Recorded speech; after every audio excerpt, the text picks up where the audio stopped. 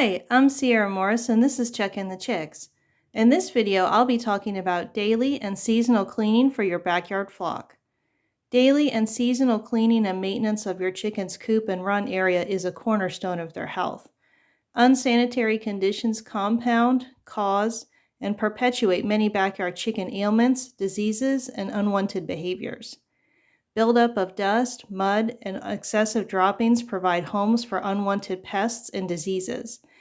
These kinds of conditions also cause backyard chickens to be less productive and more aggressive. It occurred to me that I so often refer to daily and seasonal cleans, and I haven't really explained on a deeper level the difference between those two. But before I dive into my cleaning regimen, I need to give a few disclaimers first. There are many factors that are going to impact what cleaning regimen is appropriate for your flock. The purpose your flock fulfills, whether you're keeping meat birds, egg layers, show birds, or companion animals, the breed of chicken you're keeping, the weather conditions of your specific area, and the size of your flock will all impact your cleaning routine. The cleaning regimen and schedule I'm about to share works for us, but I want to stress that I'm not here to diminish anyone's lived experience. And I know I say that a lot on this channel, lived experience, and what I'm talking about is what works for you and day to day in real life. If what you're doing now works for you and it's different than what I do, and you have healthy, happy, productive chickens, by all means, keep doing what you're doing. Backyard chicken keeping is a very nuanced thing. While there are standards that most chicken keeping situations share, the specifics are going to vary from flock to flock. Also, no cleaning schedule is perfect. While I'm sharing the scheduling and timing that works for me, sometimes it has to change, and your timing might have to change too. You will ultimately need to use your own judgment to keep your chickens healthy, happy, and safe, and maintain their areas when it's appropriate. So I'll start with what I consider daily cleaning tasks. Daily, I scrape boxes, roost poles, and perches to remove any droppings that have accumulated on them. Keeping these areas where your chickens roost and perch free from droppings helps preserve their health and prevents other issues like unwanted pests. I collect eggs daily and I spot clean any dirty nest boxes and refresh my nest box material whenever it's needed. Collecting eggs daily prevents unwanted predators from viewing your chicken coop as a place for an easy meal. And refresh your nest boxing material regularly or whenever it becomes soiled. If you are finding excessive droppings in your nest boxes, that may be an indicator that your flock has worms or of other possible health issues. It does need cleaned, but it shouldn't be a daily thing. So just as a disclaimer there, when the nest boxing material needs refreshed, it should be refreshed. We use straw in our nest boxes, and you can use hay or even gathered dry grass and leaves as long as it's totally dry. Whatever material you use should be soft, dry, and clean to appeal to your laying hens. Daily, I'm examining their food and water dispensers for signs of mold, dirt, and grime. I absolutely don't dismantle and clean these every single day, but I'm just aware when they become too dirty and do need to be dismantled, cleaned, and refilled. It's important to make sure that they aren't becoming moldy or filled with bacteria because this bacteria could harm your chickens. So I would consider this an as needed, but I keep an eye on it from day to day, the state of their food and water dispensers. Daily, I'll be removing and cleaning any livestock dishes that I use. If I serve my flock fermented feed or treats in a livestock dish, I'm certain to bring that dish in before nightfall so that those dirty dishes don't grow bacteria or attract predators to my chicken area. Daily, I'm spot checking and addressing any areas of excessive droppings or mud in their run. I examine my chicken areas daily for any problems where one area has become very muddy or one area just has an excessive accumulation of droppings. This excessive moisture and droppings can cause and exacerbate a host of backyard chicken health issues. We use pine shavings as our run cover. If an area has become heavily soiled or muddy, then I apply fresh shavings to that area. If it's just too muddy or too soiled in order that a fresh application of pine shavings just isn't going to address the issue, I remove the soiled shavings and replace them with fresh. The sort of run cover and bedding methods you use are going to vary from flock to flock and based on the weather conditions and the kind of infrastructure you have for your chickens. I highly encourage you to use a form of run cover of some kind that works for you and not to keep chickens on bare ground. Bare ground quickly becomes a mud pit, and that mud pit jeopardizes the health of your flock. Mud can harbor pests, It can make removing excessive droppings impossible, and in the wintertime, mud can contribute to frostbite conditions. I use pine shavings in my run. Other people use things like coarse sand, not play sand. The grains are so small that your chickens can inhale them, and those can cause respiratory issues. Or you can also use smooth pea gravel. Straw does not make a good run cover as it can retain excessive moisture. Straw is best utilized in a dry coop or in nest boxes, but not as a run cover. I also would not recommend mulch because this can contain sharp pieces that can harm the underside of your chicken's feet and cause injuries and other issues. And I've said it before, but I will say it again. I use the rule of thumb: if I wouldn't walk on it in bare feet, I would not use it to cover my chicken area. I use deep bedding method as our run cover method and coop cover method here on our micro homestead. That is not feasible or practical for everyone, and that's okay. For deep bedding method, annually in the spring, once the frost risk has passed, we will replace the bedding in entirety in the run and in the coop, and then that's transported to the compost where it processes for a year, and then the previous year's bedding is recycled as compost for my garden. Many backyard chicken owners use the spot clean and scoop method, which is totally fine. If that's more appropriate for your situation, absolutely do that. In this method, as the name implies, you spot clean and scoop areas of excessive droppings and mud and then refresh those areas with your chosen run material.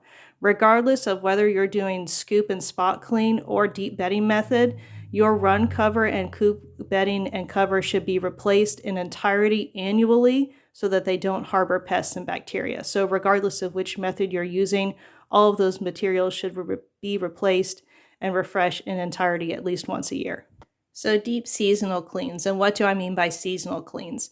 Where we live, we have 4 seasons. So these are cleaning tasks that I'm going to do approximately every 3 months. Sometimes I end up doing them sooner. It's an as-needed situation, and it's going to be affected by the seasons. For example, during the summer, my chickens can free range so much more than they can in the winter, whereas their housing and their run is going to be dirtier in the winter because they're spending more time in that space. I might not have to do these things as often or to the same extent in the summer, but I'm making sure to do these deep cleans at least once every few months. And again, you're going to have to decide what scheduling works best for you and your flock. So when I say these are deep seasonal clean items, I just want to stress I make sure to hit these specific cleaning tasks. So during a deep seasonal clean, I use an all-natural Castile soap mixture as both my perimeter treatment within my coop and run and my cleaning solution. I dilute the soap according to the directions on the bottle. Never use harsh cleaning chemicals in your coop or run. These can harm or kill your chickens. Only use all-natural cleaning solutions like an all-natural gentle Castile soap. The kind I have is gently scented. Gentle, natural scents are fine in my lived experience. Don't use any artificially scented, harsh perfumes or perfume cleaners in your coop. During a deep clean, I clean all of my nest boxes, roost poles, and perches with the soap mixture. I remove the bedding in entirety and wipe down my nest boxes with the all-natural soap mixture and then use a clean rag to wipe off any of the soap residue. I also make sure to soap down all the roost poles and perches and also wipe those down with a clean rag. During a deep clean, once a year, since we use deep bedding method, we replace all of the bedding that's in our coop and run. During the seasonal deep clean, the entirety of this run cover and coop cover is removed and composted.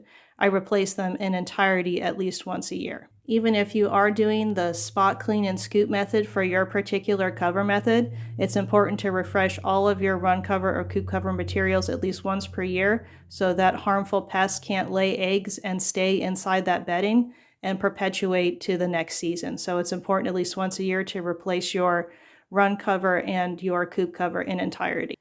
As part of my seasonal clean, I'll refresh the perimeter spray with the soap mixture inside my coop and run and also apply this to other surfaces inside the coop like under the nest boxes and in hard to reach corners to make these less accessed areas less appealing to pests.